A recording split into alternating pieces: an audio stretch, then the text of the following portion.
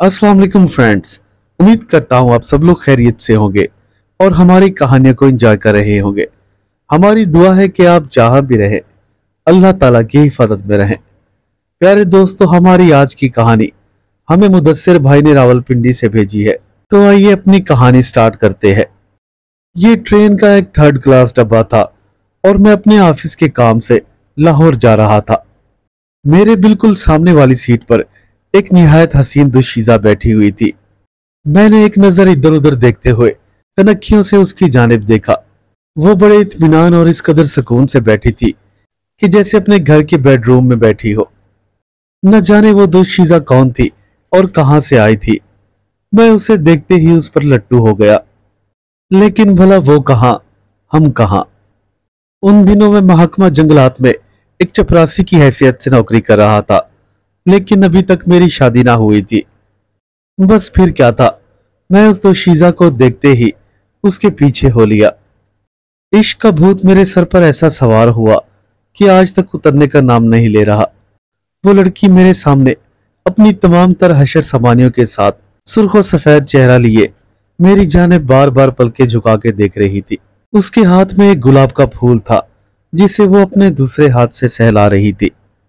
उस वक्त मैं इंतहाई उलझा हुआ और शशोपंज का शिकार था कि आखिर उस दोशीज़ा से बात कैसे की जाए।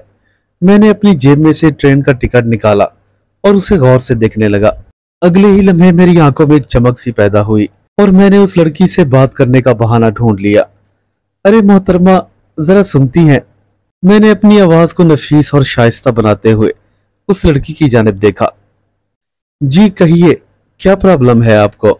वो शायद मेरे इरादे पहले ही भांप गई थी, लेकिन मैंने खुद को संभालते हुए ड्रामाई अंदाज में खंगारने की कोशिश की। जी मोहतरमा, मुझे कोई मसला नहीं। मुझे लगता है कि हमारी सीट अदला बदली हो गई है, क्योंकि ये देखिए, मेरी सीट पर 33 नंबर लिखा हुआ है, जबकि 33 नंबर सीट पर आप बराजमान है। मेरी ये बात सुनकर वो एक लम्हे को मुस्कुराई। तरजी ऐसा ही जमाना चल रहा है, बिल्कुल उलट। वो देखिए, हमारे साथ भी बिल्कुल ऐसा ही चक्कर है। हमारी सीट पर भी एक मियाँ साहब बराजमान है। उसने एक बड़े साहब की तरफ इशारा करते हुए कहा, जो अपने हुक्के समेत सीट के ऊपर टांगे फैलाए बैठे थे। उसकी मीठी सी आवाज ने मेरे कानों में वो रस खोला था कि मुझे चंद लम्हों के लिए दुनिया भूल गई और मैं किसी पागल की तरह सिर्फ हाँ में सर हिलाता रहा। ठीक है मोहतरमा, आप बैठिए मेरी जगह पर, मैं यही मैनेज कर लूंगा। मैं उसकी जानिब देखते हुए मुस्कुराया। वैसे अगर आप बुरा ना माने तो मैं आपसे एक बात पूछना चाहता हूँ। मैंने फिर से उसे मुखातिब किया, लेकिन इस बार वो थोड़ा गुस्से में आ गई। जी जनाब, अगर कहें तो मैं आपकी सीट छोड़ देती हूँ, लेकिन बार बार मुझे डिस्टर्ब मत कीजिए। उसने अपनी तिवरी चढ़ाते हुए मुझे जवाब दिया। लेकिन आपकी इत्तला के लिए अर्ज है कि मेरी कोई मंजिल नहीं, मैं एक बेमंजिल मुसाफिर हूँ। उसने एक ठंडी आह भरते हुए कहा। उसके इस जवाब में इतना कर्ब और दुख था, मुझे अपनी रूह में उतरता हुआ महसूस हुआ। क्या मतलब? मैंने हैरानी से उसकी जानिब देखते हुए कहा। इतनी भीड़ में एक अकेली लड़की, और वो भी तन्हा, भला उसका ठिकाना कैसे नहीं हो सकता? जी, मेरा इस दुनिया में कोई नहीं, ना ही कोई अपना, ना कोई पराया और ना ही कोई रिश्तेदार। उस लड़की का जवाब इंतहाई कर्बनाक था। जी मोहतरमा, मैं समझ नहीं सका। आप बिना माँ बाप के तो इस दुनिया में नहीं आ सकती। आखिर कोई ना कोई रिश्तेदार तो जरूर होगा। जी नहीं, मेरा कोई भी नहीं है। उसकी आवाज में एक अजीब सा सोच था जिसने मुझे चंद लम्हों के लिए सोचने पर मजबूर कर दिया था। उस वक्त मेरी कैफियत बिल्कुल ही अजीब थी। मेरा वास्ता एक ऐसी औरत से पड़ा था जिसका इस दुनिया में कोई ना था, और सबसे बड़ी बात यह कि उस जैसी महालका मैंने आज तक न देखी थी। खैर, मैंने फिर से उस दोशीज़ा की जानिब अपना रुख किया और इंतहाई पुरखलूस लहजे में पूछा, मोहतरमा, एक बात तो तय है कि आप मुझे खामखा तंग कर रही हैं। एक तो आपने हमारी सीट पर कब्जा कर रखा है और दूसरा हमदर्दी बटोरने के लिए एक मनगढ़ंत कहानी सुना रही है। अगर ये मजाक है तो ये मजाक काफी भोंडा है। लेकिन उसने मेरी इस बात का कोई जवाब ना दिया और ट्रेन की खिड़की से बाहर की जानिब देखने लगी। उसके खूबसूरत चेहरे पर एक हसीन और दिलफरेब सी मुस्कुराहट थी। फिर थोड़े तवक्कुफ के बाद वो मेरी जानिब देखते हुए बोली, जनाब, मेरे अब्बा लखनऊ में डिप्टी कलेक्टर थे और मेरी अम्मा को दिमागी कैंसर हो गया था। वो मेरी अम्मा से शदीद मोहब्बत किया करते थे। अम्मा की तीमारदारी में वो इतने मसरूफ हुए कि आखिर उन्हें अपनी नौकरी छोड़ना पड़ी और उनके पास मौजूद तमाम रुपया पैसा भी खर्च हो गया। लेकिन अम्मा फिर भी जांबार साबित ना हो सकी। अम्मा के मरने के बाद ही अब्बा को उनका रोग अपने साथ ले गया। मैं अपने वालिदैन की अकेली अकेली बेटी थी। मेरा ना तो कोई भाई था और ना बहन। कहाँ लाहौर और कहाँ लखनऊ। आप ही बताएं सर, आखिर मैं जाऊं तो जाऊं कहाँ। एक छोटी मोटी नौकरी करती थी, वो भी चली गई। आखिर मेरे घर के मालिक ने मुझसे अपना मकान खाली करवा लिया और मैं बिल्कुल बेआसरा हो गई। अब तो ना मेरे पास छत है और ना खाने को कुछ है। इसीलिए मैंने आपसे कहा कि मेरी कोई मंजिल नहीं, अब खुदा ही जाने कि क्या होगा। इतना कहकर उसने एक सरदाह भरी और नीचे की जानिब देखने लगी। उसके मासूम चेहरे पर उदासी ने अपने डेरे डाल लिए थे और आंखों से आंसू की एक लड़ी जारी हो गई। उस लड़की की कही हुई तमाम बातें वाकई दुख भरी थी। मैं उसकी कहानी सुनकर दिल ही दिल में बहुत अफसुर्दा हो गया था। एक तन्हा और बेआसरा औरत जिसका इस दुनिया में सिवाय खुदा के कोई नहीं है, आखिर कहाँ जाएगी। मैं बार बार खुद को कुरेदने लगा। चंद लम्हे तो मैं खामोश रहा। आखिरकार फिर मैं उस लड़की को कैसे अकेला छोड़ सकता था। मोहतरमा, अगर आप बुरा ना माने तो मुझे बस इतना बता दें कि आखिर आप कहाँ जाएंगी। आखिर कुछ तो सोचा होगा आपने। मेरे इस मुतवक्की सवाल से वो किसी गहरी सोच में पड़ गई और काफी वक्त गुजारने के बाद बोली, हकीकत तो ये है कि मैं खुदकुशी करने जा रही हूँ। ना तो कोई मुझसे ब्याह करेगा और ना ही कोई सच्ची मोहब्बत। जब इस दुनिया में कोई ही नहीं तो मर जाना ही बेहतर होगा। अपनी इज्जत बेचकर पेट भरने से बेहतर है कि मैं गैरत की मौत मर जाऊं। उसकी आवाज में दुनिया जहां का दर्द छुपा हुआ था। मैंने उसका दिल बहलाने के लिए एक झूठी सी मुस्कुराहट अपने चेहरे पर सजा ली।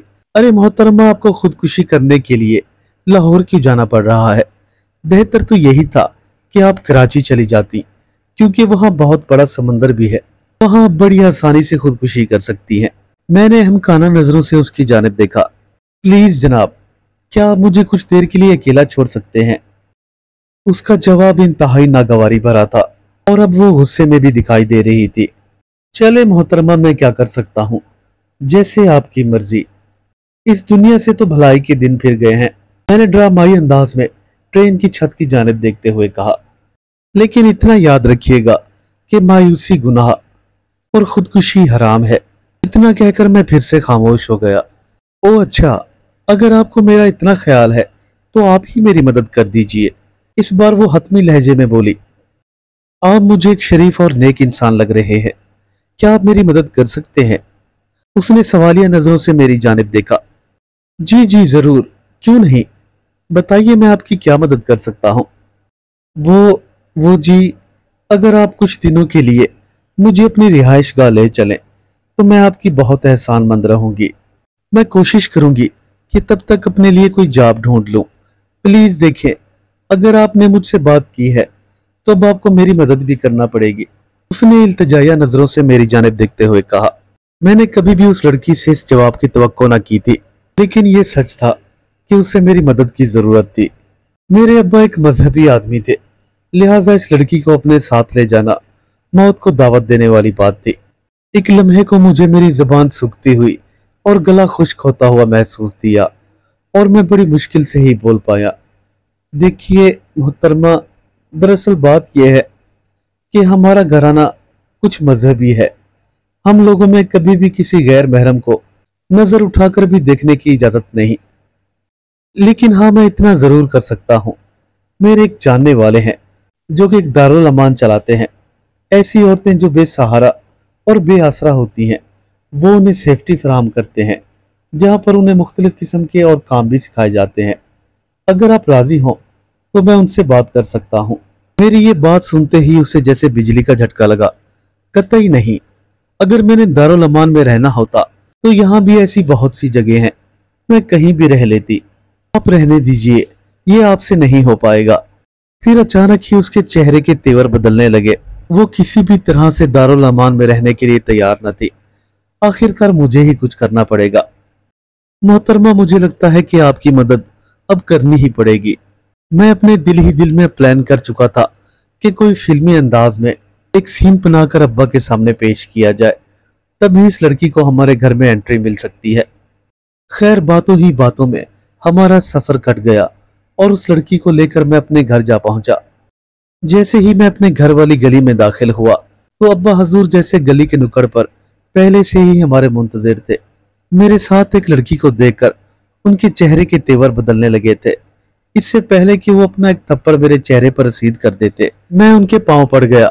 अब्बा जी, ऐसी बात नहीं जैसा आप समझ रहे हैं, क्योंकि मैंने पहले ही अब्बा के इरादों को भांप लिया था। ये बेचारी तो मजलूम है अब्बा जी, तभी तो हम इसे अपने साथ घर ले आए हैं। अब्बा जी, मैं आपको सारी तफसील बताता हूँ। हुआ कुछ यूं कि ये तनहा औरत अचानक से ट्रेन के डब्बे में दाखिल हुई। वहां मौजूद एक कमजोर शख्स ने इस बेचारी को कंधा मारा और इंतहाई जलील अल्फाज इस्तेमाल किए। बस फिर क्या था, मुझसे रहा ना गया और मैंने 2-4 मुक्के उसके चेहरे पर रसीद कर दिए। कमीना वही ढेर हो गया और इसको मैं इंसानियत के नाते अपने घर ले आया हूँ। ये बिल्कुल बेआसरा है। इसके बाद सारी कहानी उस लड़की ने खुद ही अब्बा को सुना डाली। उसके मासूम चेहरे पर मक्कारी नाम की कोई चीज ही ना थी। उसने अब्बा के सामने वो एक्टिंग की कि मैं खुद भी हैरान रह गया। बहुत खूब बेटे, तुमने मर्दानगी का सबूत दिया। वैसे मुझे तुमसे ये उम्मीद ना थी कि तुम्हें इतनी हिम्मत भी है, अब्बा ने अपना सीना चौड़ा करते हुए कहा। बस फिर क्या था, उस दिन के बाद वो लड़की हमारे घर के साथ साथ हमारी नजरों के सामने भी रहने लगी। जिंदगी में पहली बार ऐसा हुआ था कि किसी दोशीज़ा ने मेरे दिल के दरवाजे पर दस्तक दी थी। वो लड़की अब मेरी बहन के साथ छत वाले कमरे में रहने लगी थी और मेरी बहन से भी ऐसी दोस्ती लगा ली थी कि वो अपने ही रिश्ते भूलने लगी। इत्तफाकन चंद दिन बाद ही अम्मा को मेरी शादी की फिक्र होने लगी और वो खानदान में और गली मोहल्लों में मेरे लिए रिश्ते तलाश करने लगी। खैर, अम्मा से तो ये मसला हल ना हो सका, लेकिन मेरी भाभी ने एक लड़की पसंद कर ली। लेकिन मसला ये था कि उसके घर वालों ने एक शर्त रखी थी और वो ये थी कि हम निकाह से पहले अपनी लड़की का चेहरा ना दिखाएंगे और ना ही उसे लड़के से मिलने देंगे। ये एक गैर मुतवक्के और बिल्कुल ही अजीब व गरीब सूरत हाल थी। हमारे घर वाले इस बात पर राजी तो ना थे, लेकिन हमें फिर भी भाभी की पसंद पर एतबार था। भाभी के मुताबिक उस लड़की का नाम रूबीना था और वो तमाम हिंदुस्तानी तौर तरीके जानती थी। लेकिन मेरा दिल था कि मुतमईन होने का नाम ही ना ले रहा था। मेरा दिल तो पहले ही अनम पर आ चुका था, क्योंकि हमारे घर आते ही उसने सबसे अपना प्यार का एक रिश्ता कायम कर लिया था। खासकर मेरी अम्मा उसकी बहुत तारीफ किया करती थी। आखिर एक दिन अम्मा से रहा ना गया। आखिर वो अपने दिल की बात जुबां पर ले ही आई। अफजल बेटा, अनम बहुत अच्छी लड़की है और सबसे बड़ी बात कि वो बेचारी बेसहारा है। मैं तो सोचती हूँ कि अब क्यों ना उसे ही अपनी बहू बना लूं। अरे भाई, आखिरकार वो एक पढ़ी लिखी और सुघड़ लड़की है जिसने मेरे पूरे घर को चमका दिया है। अम्मा की ये बात सुनते ही मेरा दिल जोर से धड़का और मैं खुशी के मारे छत से जा लगा। भला ऐसे ही तो नहीं कहते कि मामा ते ठंडियां छामा। आखिरकार अम्मा ने मेरे दिल की तमाम बातें जान ली थी और उनको मेरी पसंद का अंदाजा हो गया था। न जाने इस दिन के लिए मैंने कितनी मन्नतें मानी थी, लेकिन हम सबको ये अंदाजा न था कि हमारे साथ क्या होने जा रहा है। हमारे घर में हर तरफ एक खुशी का सामान था और जल्द ही मेरी शादी की तैयारियां शुरू कर दी गईं। एक रात मैं अपने कमरे में सो रहा था कि अचानक से एक खटका हुआ। मुझे ऐसा लगा जैसे कोई चीज सरसराती हुई मेरे कमरे के अंदर दाखिल हुई है। मैंने इस पर तवज्जो न दी और करवट बदलकर दोबारा सो गया। उस रात मैंने एक डरावना ख्वाब देखा। शायद वो एक बिल्ली थी जिसकी आंखों में एक तेज चमक थी। ये मेरा ही कमरा था। वो बिल्ली दबे पांव मेरे कमरे में दाखिल हुई थी। उसका अंदाज इतना पुरस्कार था कि उसे देखते ही मेरे मुंह से एक चीख निकल गई। ऊपर से देखने में तो वो एक बिल्ली मालूम होती थी, लेकिन उसका निचला धड़ किसी नागिन का था। मैं खौफ से चीख मारता हुआ अपने बिस्तर से उठ बैठा और अपनी आंखों को मलकर इधर उधर देखने लगा। मैंने फौरन ही साइड पर रखे हुए लैंप की लाइट ऑन की, लेकिन अगले लम्हे फिर मेरे मुंह से एक चीख निकल गई। अनम मेरे कमरे में मौजूद थी और वो बड़ी पुरस्कार नजरों से मेरी जानिब घूरे जा रही थी। ओ अनम, आप आप यहाँ कैसे? आपकी तबीयत तो ठीक है? मैंने उसकी जानिब देखते हुए कहा। जी मैं ठीक हूँ। दरअसल मुझे आपसे एक बात करनी थी और वो बहुत अहम है। जी बोलिए, क्या बात करनी थी? लेकिन आप सो रहे थे। मैं कल बताऊंगी। चले इस मामले पर कल बात करेंगे। इतना कहकर वो मेरे कमरे से पलटी। अरे नहीं, जरा रुको तो, बताओ क्या बात है? क्या तुम्हें कोई चीज परेशान कर रही है? मैंने फिर से उसकी जानिब देखते हुए कहा। देखिए अफजल, मैं आपसे शादी नहीं करना चाहती। उसने मुझसे अपनी नजरें चुराते हुए कहा। क्या कहा? आप मुझसे शादी नहीं करना चाहती? मुझे उस लड़की के मुंह से इस जुमले की उम्मीद ना थी। नहीं नहीं, ये बात नहीं, बस मैं अभी शादी के लिए तैयार नहीं हूँ। मुझे थोड़ा संभलने के लिए वक्त चाहिए। ओ अच्छा, मैं समझ गया। तुमने बहुत ही बुरे हालात देखे हैं। जितना चाहे वक्त लो, लेकिन शादी से इनकार न करना। मेरी ये बात सुनकर वो शर्माई और कमरे से बाहर निकल गई। लेकिन आज मेरा दिल थोड़ा शक में पड़ गया था। आखिर क्या वजह हो सकती है जो अनम ने अभी शादी से इनकार कर दिया? खैर, मैंने मौके की मुनासबत को समझते हुए इस पर ही इत्तफा किया। और उधर दिन ब दिन मेरी आपी और अनम की दोस्ती बढ़ती जा रही थी। अनम पहले पहल तो बहुत खुश थी, लेकिन आहिस्ता आहिस्ता अब वो कुछ परेशान और उदास सी रहने लगी। आखिर कोई तो बात थी जिसने मेरी बहन को पुरस्रार तौर पर खामोश कर रखा था। वो कुछ बोलती ही नहीं थी, जैसे कोई बात उससे अंदर ही अंदर खाए जा रही थी। आखिरकार एक दिन मैंने हिम्मत करके अपनी प्यारी बहन से पूछ ही लिया। मैं काफी दिनों से देख रहा हूँ कि तुम बहुत उदास उदास और खोई सी रहती हो। क्या तुम्हें अनम पसंद नहीं? मैं अपनी छोटी बहन से मुखातिब हुआ। भाई, असल में बात यह है कि अनम जैसे दिखाई देती है वैसी नहीं है। क्या मतलब? तुम कहना क्या चाहती हो? मैंने हैरानी से उसकी जानिब देखते हुए कहा। जी भाई, मेरी बात का यकीन कीजिए, सच में ऐसा है। जैसी वो नजर आती है वो वैसी हरगिज नहीं है। मुझे तो वो कोई और मखलूक लगती है। अरे यार, हैरत है, उसके इंसानों जैसे सारे तौर तरीके हैं और तुम हो के उसे इंसानों से ही तशबीह नहीं दे रही। क्या हो गया है तुम्हारे दिमाग को? मुझे लगता है तुम्हें किसी माहिर नफ्सियात से मिलवाना पड़ेगा। मैंने मुस्कुराते हुए अपनी बहन को देखा। नहीं भाई, मैं सच कह रही हूँ और मैं इस बात को साबित करके दिखाऊंगी। बस इतना कहकर वो कमरे से बाहर निकल गई। तकरीबन एक हफ्ता गुजरने के बाद उसका सांस फूला हुआ और वो दौड़ती हुई मेरे कमरे में आई। उसकी आंखों में फिर से वही खौफ था जो उस रात मैंने देखा था। भाई, वो अनम। बस इतना कहकर वो बेहोश होकर जमीन पर धड़ाम से जा गिरी और मैं उसके हाथ पांव मलने लगा।